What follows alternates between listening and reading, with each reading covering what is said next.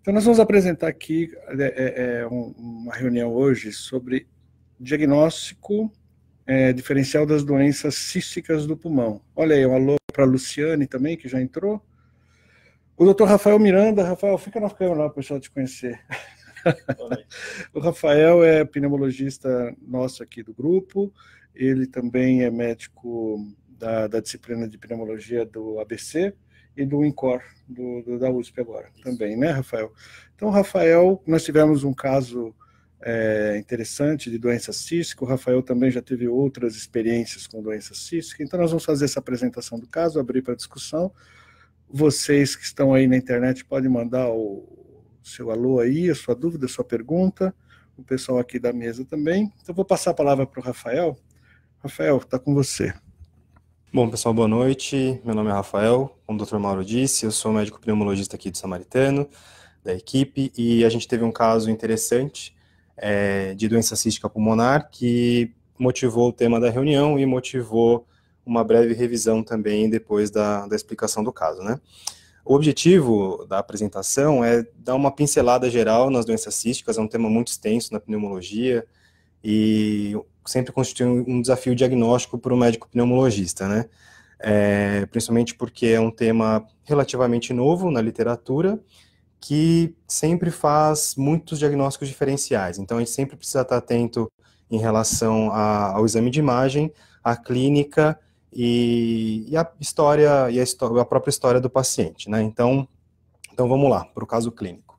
Bom, a nossa paciente é uma paciente do sexo feminino, de 76 anos, que apresentava uma dispneia com limitação MRC2, uma dispneia aos moderados esforços, associado à dinamia, artralgias, inapetência, e ela tinha uma sensação de boca seca há mais ou menos um ano, que chamava atenção aí em relação à história clínica dessa paciente. De hábitos, uma paciente não tabagista, uma paciente não etilista, que também já acende uma luz amarela aí para o pneumologista, né? Uma paciente não tabagista com sintomas respiratórios importantes. De antecedentes patológicos, era uma paciente que tinha uma anemia hemolítica autoimune, sem demais comemorativos, não referia a mais nada. Ao exame físico, uma paciente que não apresentava hipoxemia, tinha uma saturação de 96%, e no exame físico tinha um murmúrio vesicular presente, só que apresentava alguns crépitos finos, principalmente nas bases. E estava descorada ao exame físico também, o que favorecia aí a história pregressa dela de anemia hemolítica. Os exames laboratoriais, nós tínhamos uma hemoglobina de 8,7, reticulócitos e esquizócitos aumentados, um FAM 1/160 nuclear homogêneo, desculpa, 1/640 nuclear homogêneo, um anti-DNA reagente, anti-Rho reagente, um anti-La não reagente e dosagem normal de imunoglobulinas, né? A nossa segunda parte do exame físico, que é a tomografia de tórax, por pneumologista, evidenciava, talvez no vídeo fique um pouquinho complicado de enxergar, mas acreditem em mim, nós tínhamos pequenas formações císticas distribuídas pelo parênquima pulmonar, algumas... É que aqui está bem pequenininho, deixa eu pegar aqui um...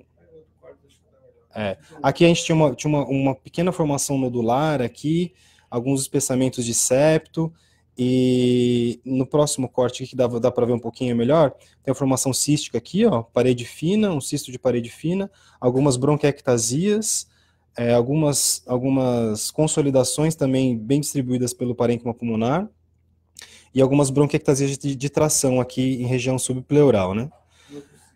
E alguns outros cistos aqui distribuídos pelo parênquima aqui em cima, em região da língula, em região dos lobos inferiores. Aqui, um corte um pouquinho mais para o terço inferior, nós tínhamos um pouquinho mais de cistos, de formação císticas, também com algumas bronquiectasias, espessamento brônquico, e aqui, se a gente conseguir, fica difícil para quem está vendo pelo vídeo, mas existem vários pequenos cistos, todos distribuídos pelo parênquima pulmonar, que são bem pequenininhos, e que ficam um pouquinho mais evidentes, sem uma existe uma distribuição regular desses cistos, são de uma distribuição bem randômica mesmo, né? Frente a isso, você vai para a discussão? Deixa eu voltar aqui.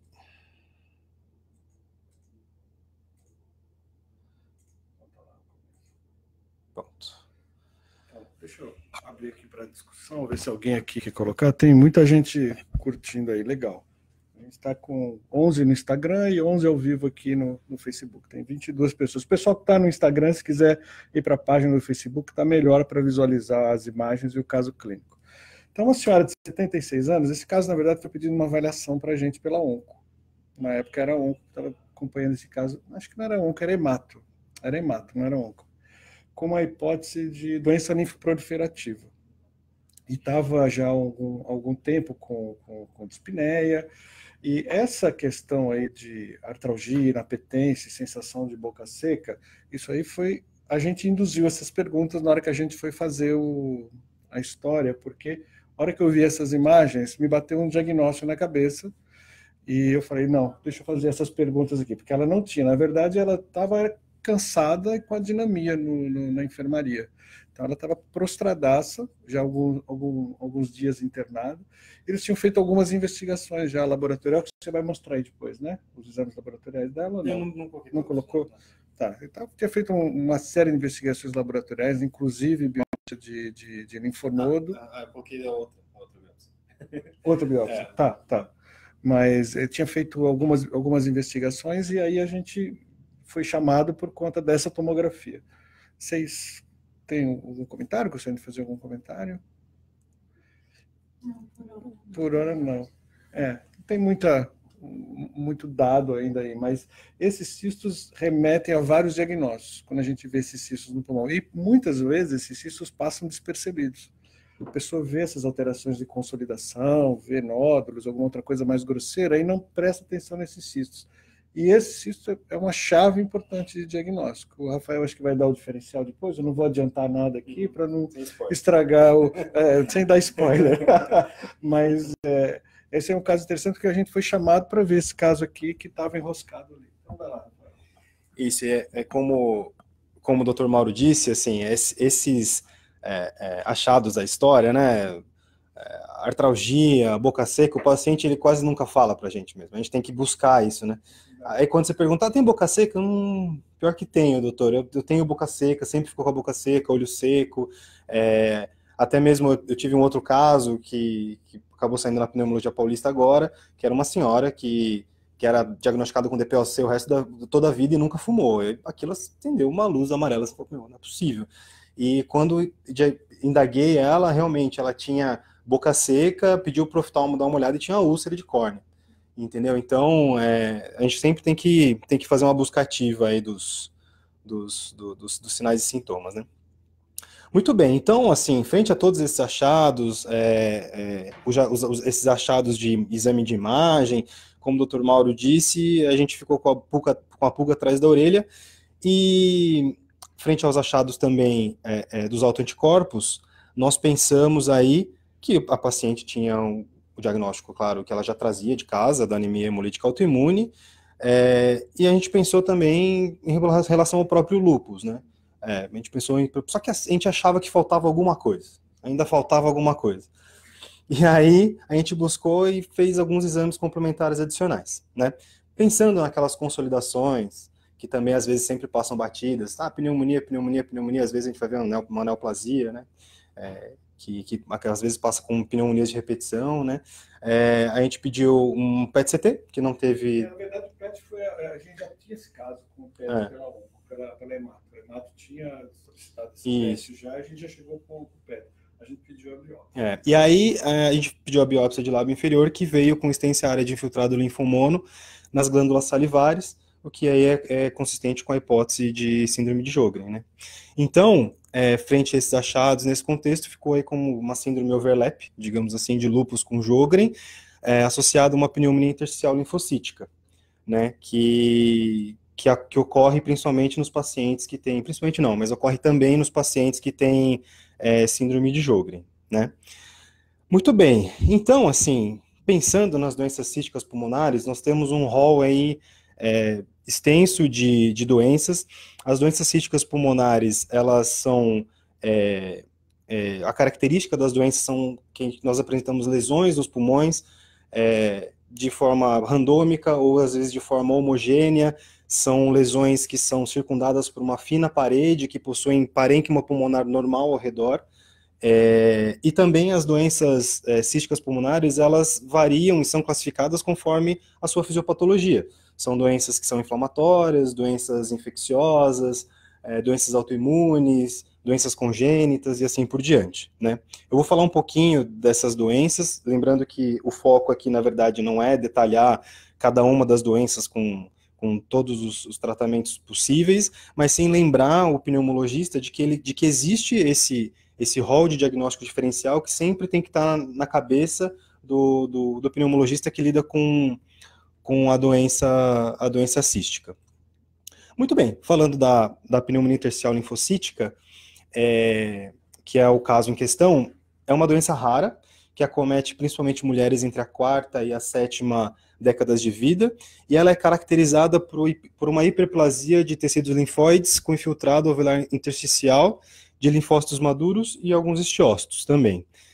Nós temos uma inflamação importante da pequena via aérea, então existe uma bronquiolite folicular e os pacientes, eles normalmente cursam com doenças autoimunes, Sjögren, por exemplo, doenças virais, é comum em paciente com HIV, né, e imunodeficiência adquirida, e também em pacientes que apresentam deficiência de imunoglobulinas, tá? O quadro clínico da pneumonia intersticial linfocítica é o quadro clínico que está presente em todo o consultório de pneumologia. Tosse e dispneia, né? E a característica é que é uma dispneia progressiva. Conforme a doença vai evoluindo, o paciente vai piorando da dispneia.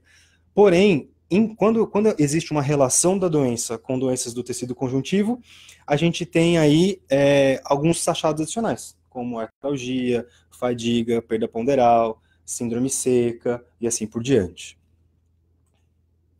Em relação à imagem, eu trouxe aqui um exemplo. É uma doença que apresenta cistos de variadas formas, com distribuição randômica, associada a algumas opacidades em vidro fosco também, micronódulos centrolobulares, que a gente consegue ver aqui. Aqui existem algumas imagens císticas também. E aqui um grande cisto aqui subpleural. Existe também espessamento septal, ó. A gente consegue ver um pouquinho de septo na imagem também. Uma outra doença que a gente tem que pensar em relação às doenças císticas é a linfangioleumioma-matose, que também é uma doença rara, que ela é descrita como uma neoplasia de baixo grau, porque as células musculares atípicas, elas apresentam uma disseminação linfática e hematogênica, que vão se acumular principalmente nos pulmões, causando a alteração estrutural nos pulmões. Existem dois tipos principais na linfangio. Os pacientes que são portadores do complexo esclerose tuberosa e os pacientes que têm a forma esporádica. Qual que é a diferença? No complexo da esclerose tuberosa, nós temos a presença da mutação em todas as células. Nos pacientes que têm a forma esporádica, nós temos apenas nas lesões neoplásicas, a presença da mutação. Acomete pacientes do sexo feminino, idade reprodutiva, dos 20 aos 40 anos, e as pacientes vêm com queixa também de dispneia progressiva. Tá, aí a gente já começa a fazer o link com as outras doenças císticas. Então, o quadro clínico é muito semelhante e a imagem é muito semelhante. Então, isso é prática mesmo. A gente começa a ver as imagens e você começa a ver a diferença que existe entre elas. Alguns achados adicionais na linfangioleumioma-matose consistem no quilotórax, pneumotórax. Às vezes a paciente tem pneumotórax de repetição, cansa um pouquinho, mas às vezes vem com aquele sintoma, né? Ai, doutor, eu tô cansando, mas é que eu não faço exercício. Eu subo a escada, dou uma cansada, mas não faço exercício. Aí aparece uma dor torácica, um pneumotórax espontâneo. Faz a tomografia cheia de cisto, né? E além disso, existe um achado de angiomiolipomas renais também, que favorece o diagnóstico. O diagnóstico, a gente pode dosar o VEGF-D, que é um fator de crescimento vascular endotelial. Quando ele tem um valor acima de 800, ele aponta um diagnóstico favorável à linfangioleumioma-hematose. Tomografia de tórax compatível, que eu vou mostrar o padrão aqui para frente. A presença de angiomiolipomas renais, a presença de linfangioleumioma, quilotórax, às vezes a paciente só vem com derrame pleural de repetição, você funciona quilotórax. A presença de ascite, e nesse contexto, biópsia pulmonar. Porém, a biópsia nem sempre é necessária. Quando a gente tem uma tomografia típica, com uma história típica, presença de angiomiolipomas, enfim, a gente já consegue fechar o diagnóstico de LAN. Muito bem, aqui é um raio-x, né, que demonstra uma opacidade aqui, uma hipotransparência aqui na região basal direita, com apagamento seio-costofrênico. Exato. Então é uma imagem que a gente não consegue diferenciar. Aqui a gente tem a presença de angiomiolipomas renais, ó, bem extenso. E aqui a tomografia. Então a gente já consegue ver uma diferença do padrão em relação à doença cística, à pneumonia intersticial linfocítica. Então aqui os cistos, eles são bem distribuídos de uma maneira homogênea por todo o parênquima pulmonar. Tem paredes finas, são de tamanhos variados, porém a gente vê que existe uma uniformidade, né, na distribuição do parênquima. Se a gente fosse rodar toda a tomografia, a gente ia ver que todo o parênquima pulmonar ele é acometido, não existe diferença. E como que é o tratamento? O tratamento da linfangioleumioma-hematose, a gente pode usar a terapia anti-estrógeno, que apresentou alguns resultados controversos na literatura, porque acredita-se que as células musculares que disseminam pelo parênquima pulmonar, elas têm receptores pró-estrógeno. Então, existiria um benefício do tratamento para o controle da doença. A rapamicina, que é o sirolimo, um imunossupressor, que é usado aí, nos casos de transplante, ele é reservado para as pacientes que têm um quadro mais grave, que tem um rápido declínio funcional pulmonar, existem manifestações extrapulmonares da doença e que apresentam limitação moderada grave. E existe evidência na literatura de que o uso da rapamicina diminui a perda da função pulmonar e melhora um pouco a qualidade de vida dessas pacientes. A reabilitação pulmonar é muito importante e também o transplante pulmonar é utilizado nos casos mais graves. A estiocitose X, ou estiocitose das células de Langerhans, ela também é uma doença cística pulmonar, porém ela é uma doença tabaco-relacionada, uma doença rara também, que acomete principalmente adultos jovens, dos 20 aos 40 anos, em que cerca de 85% dos casos apresentam uma forma isolada pulmonar. Os pacientes não apresentam sintomas extrapulmonares. E qual que é a característica dela? Existe uma infiltração peribrônquica de células de Langerhans, né? O quadro clínico também, uma dispneia progressiva e tosse, vocês estão vendo que tudo é igual, basicamente. Existe uma variabilidade da função pulmonar, que até vou falar um pouquinho mais para frente, mas normalmente é um distúrbio ventilatório obstrutivo que a gente encontra na função pulmonar, sendo que aproximadamente 25% dos pacientes eles são assintomáticos, né? Os pacientes também podem cursar com pneumotórax eventual, e a grande maioria deles cursam com hipertensão pulmonar, talvez pela hipoxemia crônica que eles desenvolvem ao longo da evolução da doença. Em relação ao diagnóstico, a biópsia, ela também pode ser útil quando a gente tem pacientes do sexo feminino em idade reprodutiva que apresentam as lesões císticas, né? Por que ela pode ser útil? Porque normalmente a gente não faz a biópsia se a gente tiver uma imagem compatível com uma história clínica compatível. Então, a imagem que eu vou mostrar para vocês aqui a seguir com uma paciente, por exemplo, de 25 anos que fuma. Então, às vezes a gente pode prescindir da biópsia nesse caso. Aqui vocês vão ver que é um padrão um pouco diferente das outras. A estiocitose X, ela tem um padrão evolutivo. O que a gente vê? A gente vê principalmente formações nodulares, que ao longo do tempo, aqui são as formações nodulares, que ao longo do tempo tendem a formar pequenas cavitações distribuídas pelo parênquima pulmonar, que vão fazer as formações císticas a posteriori com distribuição do parênquima pulmonar. Uma característica da imagem da estiocitose X é que ela poupa os seios costofrênicos. É diferente das outras. Ela existe um padrão disseminado, porém com a tendência de poupar os seios costofrênicos. E qual que é o tratamento? Basicamente, cessar o tabagismo. Não existe hoje em dia um tratamento específico que vá fazer com que a gente controle a doença. Existem relatos na literatura sobre séries de casos que existe o uso de prednisona na dose de 0,5 a 1 miligrama por quilo por longos períodos, e o uso de cladribina, que vocês sabem muito melhor do que eu, é um antineoplásico, certo? Que também existe relato de controle da doença, né? Existe relato de controle da doença. E nos casos mais graves, transplante pulmonar é uma opção para esses pacientes frente à irreversibilidade do caso. Birt-Hogg do B é uma outra doença rara. Todas as doenças aqui são doenças raras que a gente encontra em alguns pacientes, porém, vale a pena ficar de olho atento aí para um provável diagnóstico. O Birt-Hogg do B é uma doença rara com uma característica autossômica dominante. O quadro clínico é um pouco diferente, já que os pacientes apresentam sintomas extrapulmonares, um pouquinho mais exuberantes, com lesões cutâneas, presença de tumores renais, os cistos pulmonares e também a recorrência de pneumotórax espontâneo. O Birt-Hogg do B ela é feita em relação aos critérios diagnósticos maiores e menores, né? Se nós tivermos um diagnóstico maior e um menor, ou 2 menores, a gente consegue fechar o diagnóstico. Então, o critério maior é a presença de fibrofoliculomas, 5 ou mais, sendo que pelo menos um deles tem que ter uma confirmação histológica, tem que fazer uma biópsia das lesões cutâneas. Os critérios menores constituem cistos pulmonares múltiplos bilateralmente, que isso não ajuda muito em relação às doenças que a gente viu até aqui, idade menor do que 50 anos ao diagnóstico, a presença de tumor renal multifocal ou bilateral e parentesco de primeiro grau com paciente diagnosticado com a síndrome. Tá? A imagem ela é um pouquinho diferente. Se a gente for ver, existem cistos de formas variadas, de distribuição randômica, não existe uma distribuição homogênea pelo parênquima pulmonar, porém existe uma preferência de que esses cistos tendam a ser subpleurais, ao contrário de outras imagens císticas. A amiloidose é uma outra doença também que causa cisto pulmonar.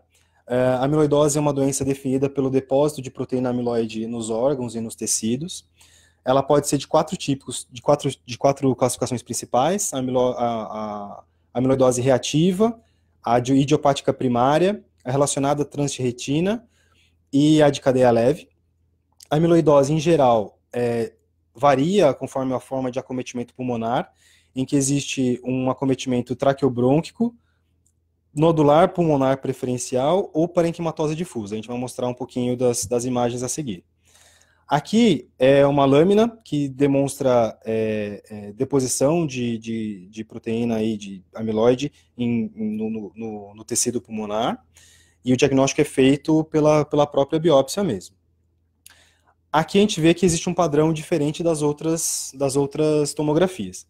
Embora existam cistos de formas variadas, também alguns cistos aqui subpleurais, nós podemos ver que existem pequenas formações nodulares que por vezes se tornam coalescentes aqui, confluentes, né? Até formar uma consolidação ou uma formação meio em massa.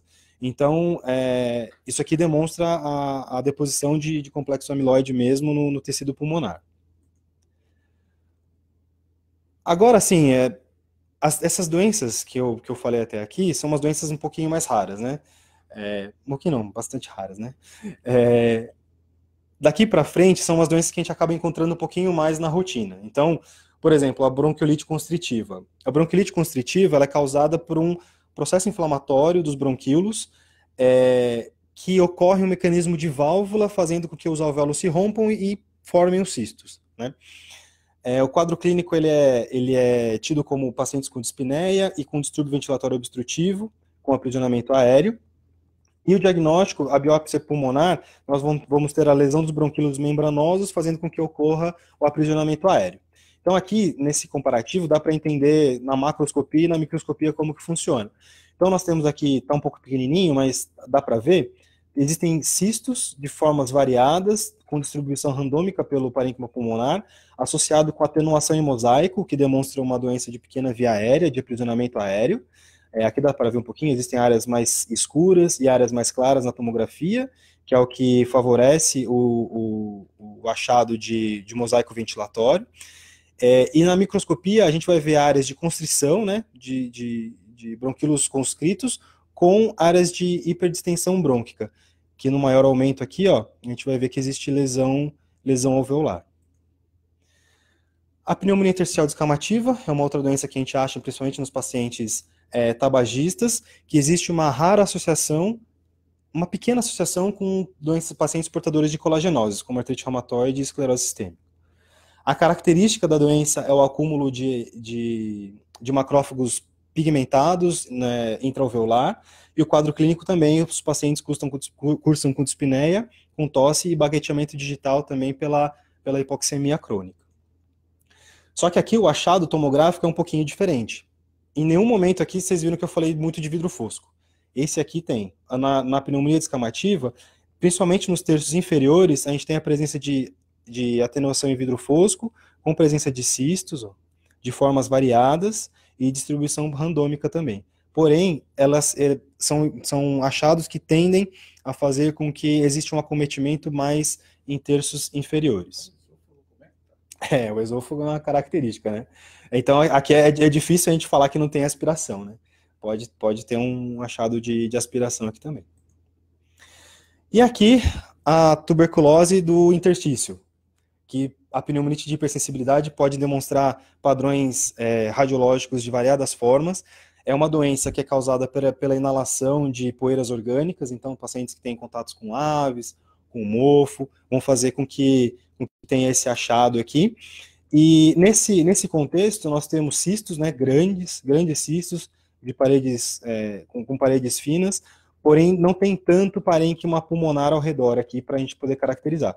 Aqui tem um cisto, com parênquima pulmonar um pouquinho aqui, mas existe algumas bronquiectasias, bronquiolectasias de tração, espessamento septal e atenuação em mosaico, que favorece o diagnóstico aí de pneumonite de hipersensibilidade. Bom, doenças císticas pulmonares é um tema extenso, um tema que demanda um cuidado especial do médico pneumologista em relação ao diagnóstico. O médico sempre tem que ficar atento em relação aos sintomas, aos sinais e sintomas desses pacientes. O médico sempre tem que prestar atenção na tomografia. Um dos fatores importantes em relação ao exame de imagem é que às vezes a gente fica um pouco refém do radiologista. Então, o radiologista às vezes não tem uma formação dedicada em tórax, então às vezes confunde cisto com enfisema, isso acontece. Então o paciente tabagista fala, não, isso é enfisema, mas na verdade não, é cisto, tem parede. Então isso tem que fazer com que o pneumologista sempre preste atenção para poder definir o diagnóstico. Então, assim, nós vimos que existe um rol amplo aí de diagnósticos diferenciais. Nós sempre temos que considerar a exposição do paciente, a epidemiologia, os antecedentes familiares no diagnóstico diferencial. Paciente com pneumotórax de repetição, fala, alguém na sua família já teve pneumotórax? Já aconteceu isso antes? Não aconteceu? E sempre fazer uma busca ativa aí para tentar identificar as doenças císticas. E lembrar sempre de correlacionar o quadro clínico com o padrão tomográfico. Eu acho que isso é muito importante para a gente poder definir um diagnóstico precoce, evitar com que o paciente evolua mal no futuro e precise de transplante pulmonar. Infelizmente, ainda é a rotina. Esses pacientes diagnosticados, a gente tem um difícil controle da doença e os pacientes ainda precisam de transplante pulmonar e precisam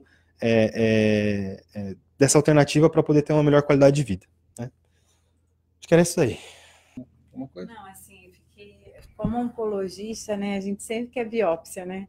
Então, pelo menos agora eu vi que dá para a gente fazer uma propedêutica que, somando o quadro clínico, imagem, a biópsia é dispensável para alguns casos, né?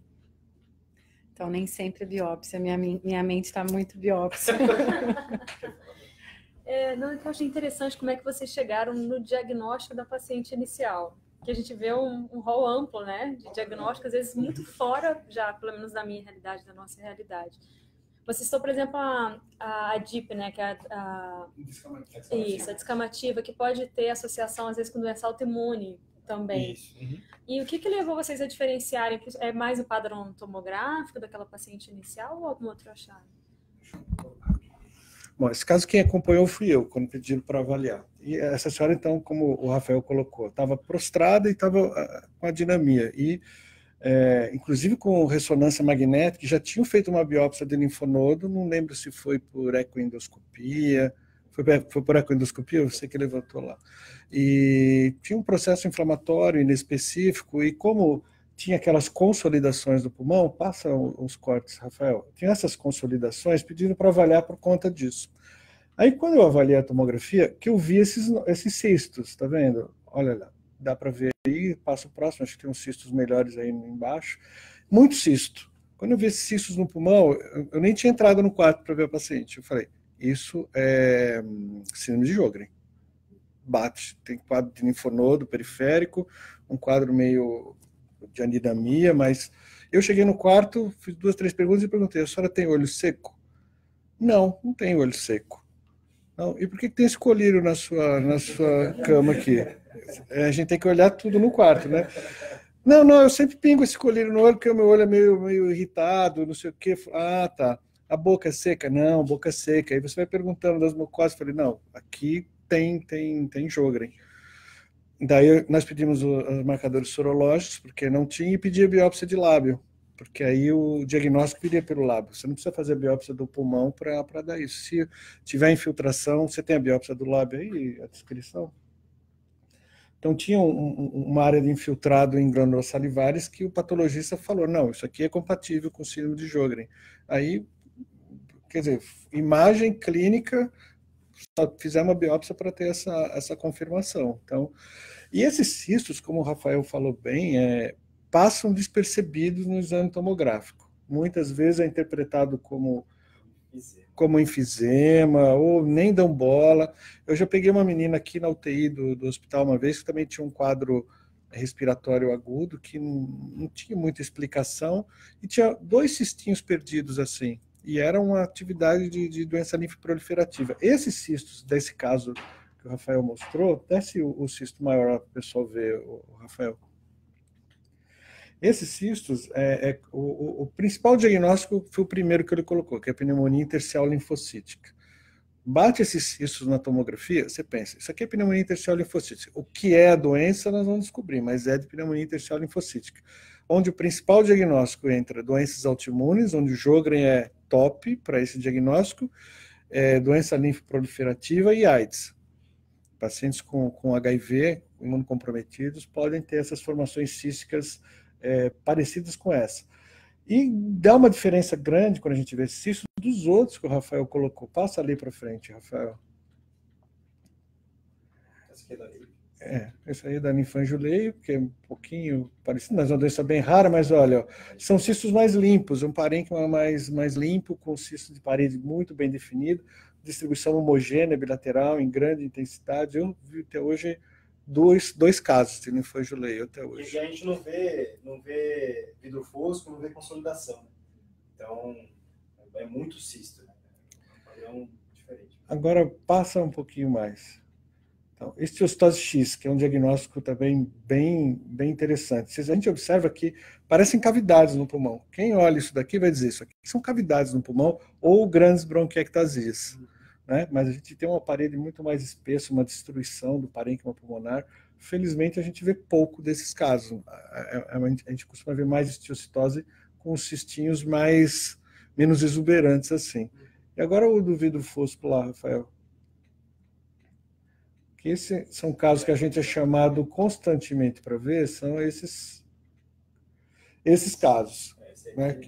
Porque tem um achado desse, é taxado todo mundo como fibrose pulmonar. Isso aqui é fibrose pulmonar.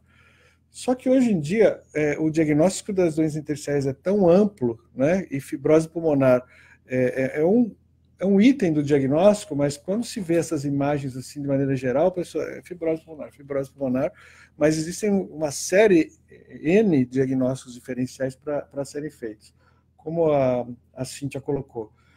Hoje, com o padrão tomográfico e clínico, você pode descartar fazer biópsia em muitas doenças intersticiais. Se tiver um padrão clássico de faviolamento, periférico, predominando nas bases, sem vidro fosco, aqui tem muito vidro fosco, sem vidro fosco, você nem precisa fazer biópsia. Agora, muitas vezes, quando tem essas imagens grandes de vidro fosco, como nesse caso aí, pode ser várias doenças intersticiais pulmonares, menos a fibrose pulmonar. Se tem um diagnóstico que não dá vidro fosco, é a fibrose pulmonar. E é justamente esse caso que chama a gente. Esse paciente tem fibrose pulmonar. Tá? Bom, pode ter alguma coisa, menos fibrose. E essa paciente tem um padrão periférico, intersticial, a gente vê que tem muito reticulado, tem uns cistos. Eu não sei qual é o diagnóstico desse caso, não sei se é caso particular seu, se você pegou de internet, não, de livro. É do grupo de interstício do HC. É. Com esse esôfago, olha, o esôfago tem um diâmetro maior quase que o da traqueia, tem estase dentro do esôfago, um pouquinho de hérnia de hiato, eu diria que essa moça tem esclerodermia. É isso? É esclerodermia? Então, essa moça tem esclerodermia. Só pela imagem você bate o olho e fala, com esse padrão intersticial periférico, um cisto que indica que tem uma doença autoimune, esse cisto pode ser uma doença autoimune, mas com esse esôfago aí, não sei nem se é moça, se é jovem e tal, mas uma tomografia de esclerodermia. Isso aí a gente poderia dizer que é esclerodermia. Se você confirmou, nós não combinamos, muito obrigado. Mas então, é muito rico essas manifestações de tomografia aí. O diferencial, por exemplo, esse caso aqui, a gente não tinha história desse caso, mas se você fala que é uma moça que está com disfagia, que tem pele comprometida e com esse padrão de tomografia, não precisa de biópsia. Isso aqui é esclero.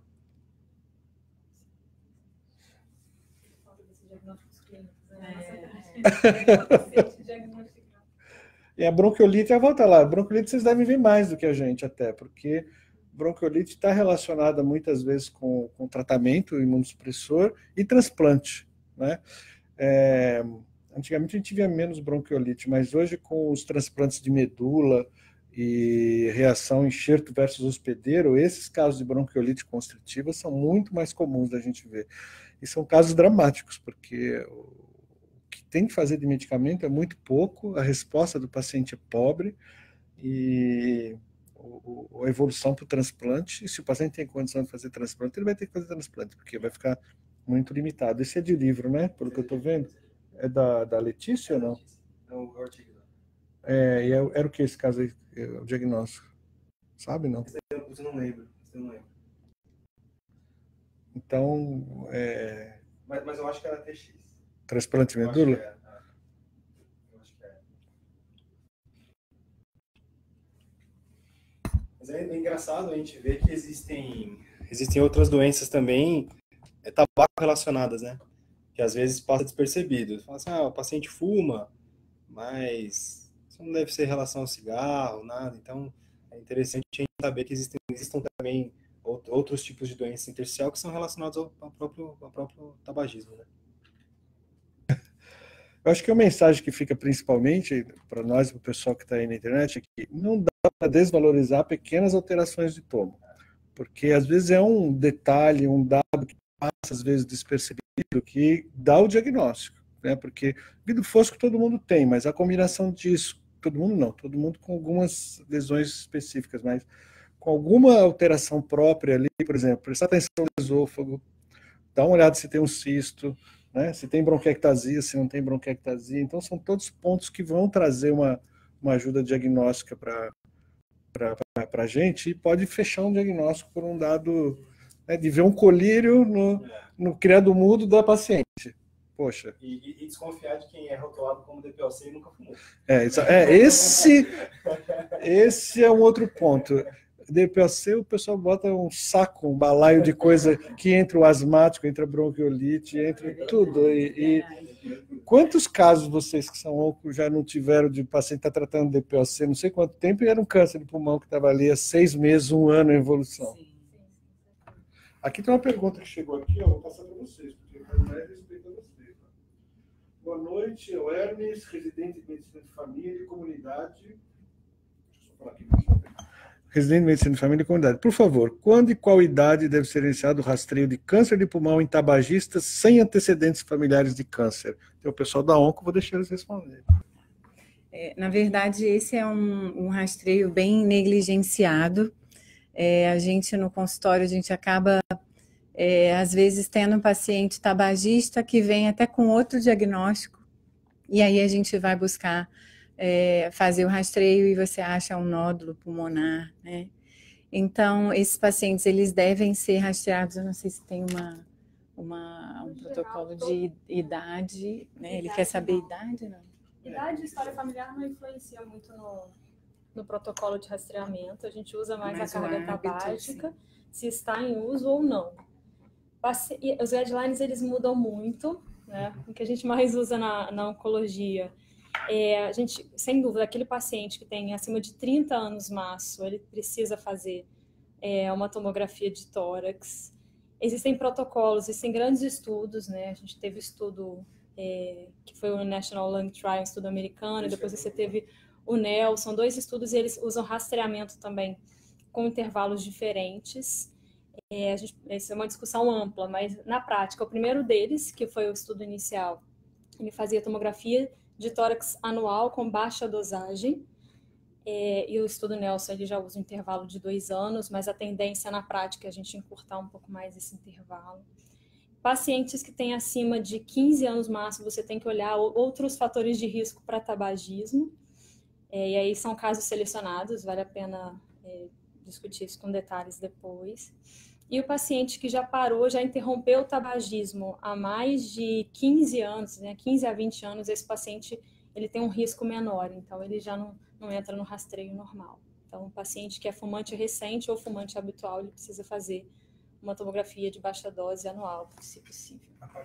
Só dependendo da carga tabágica. Da carga tabágica. Não idade. Quer dizer, que não conta a idade física, conta a idade tabágica dele. Sim.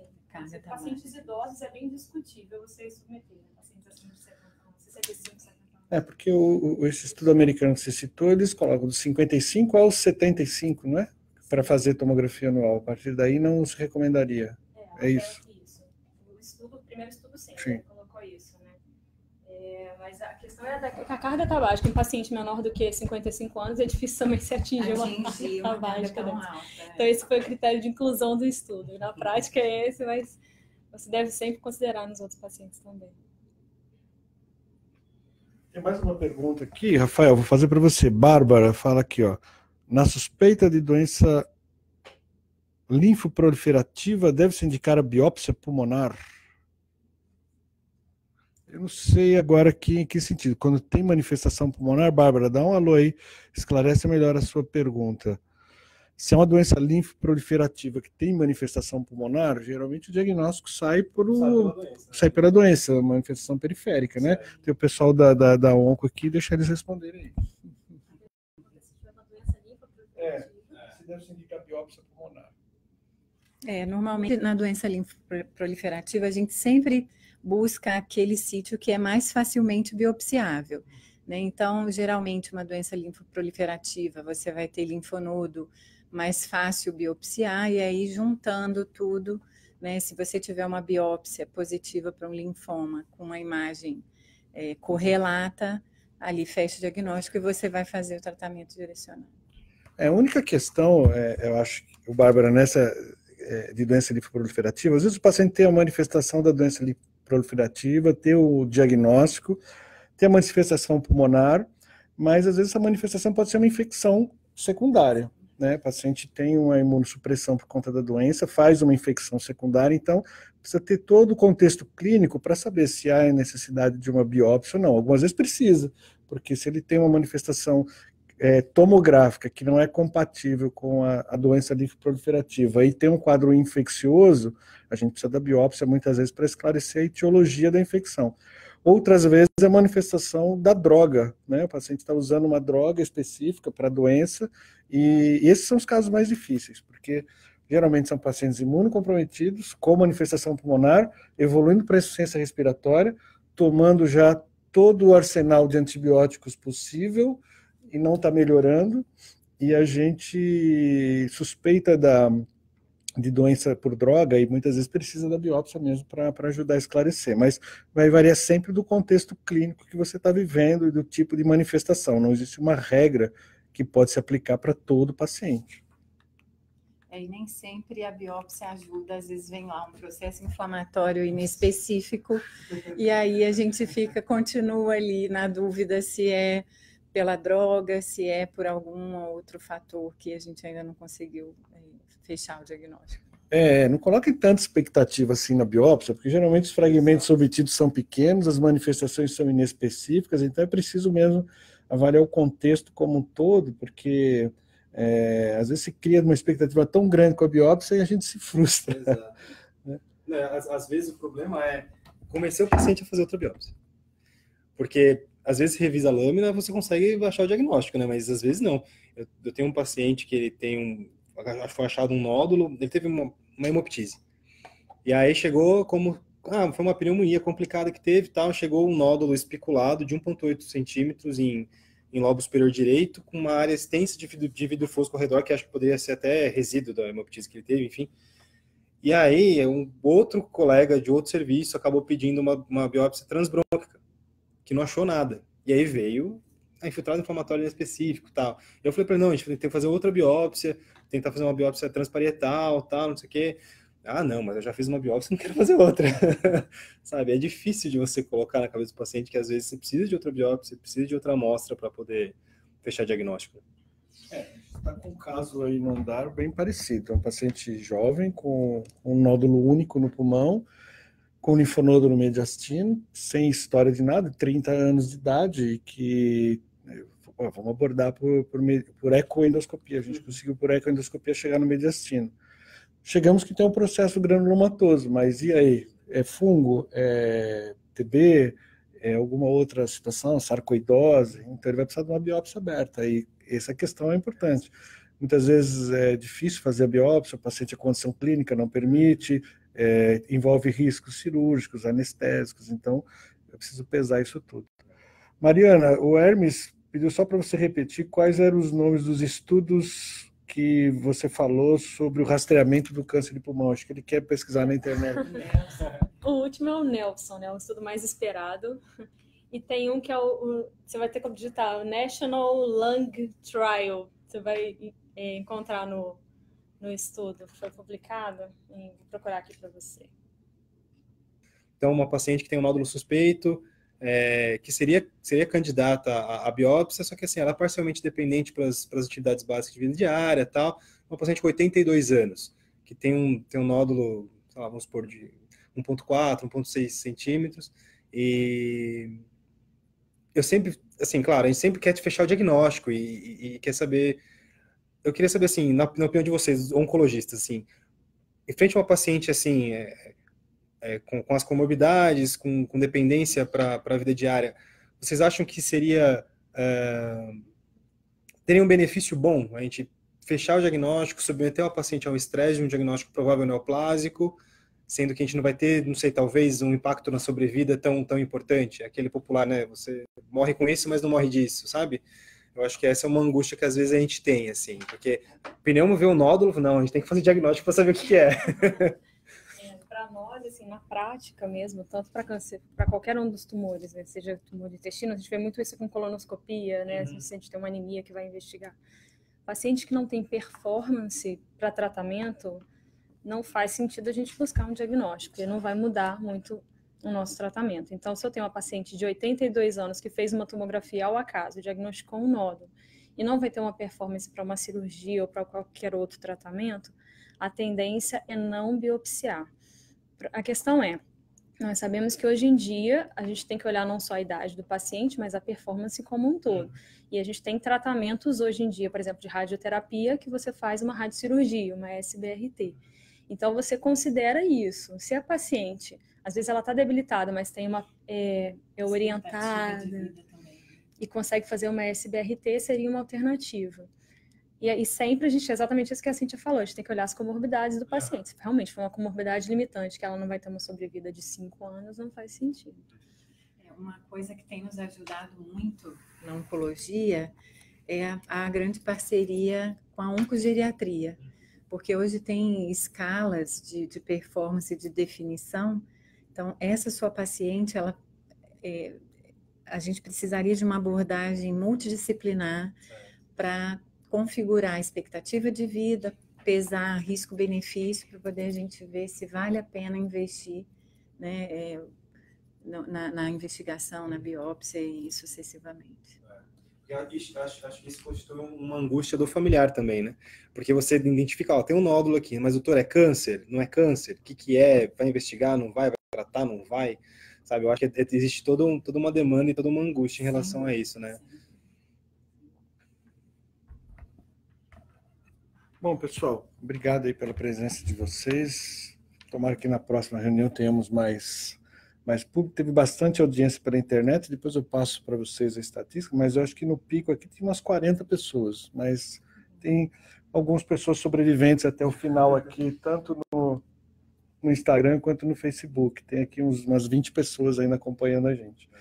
Então, agradeço a atenção também de vocês que estavam aí pela internet. A gente vai pôr depois essa reunião no YouTube para vocês reverem, que podem depois aí compartilhar com os amigos. Obrigado.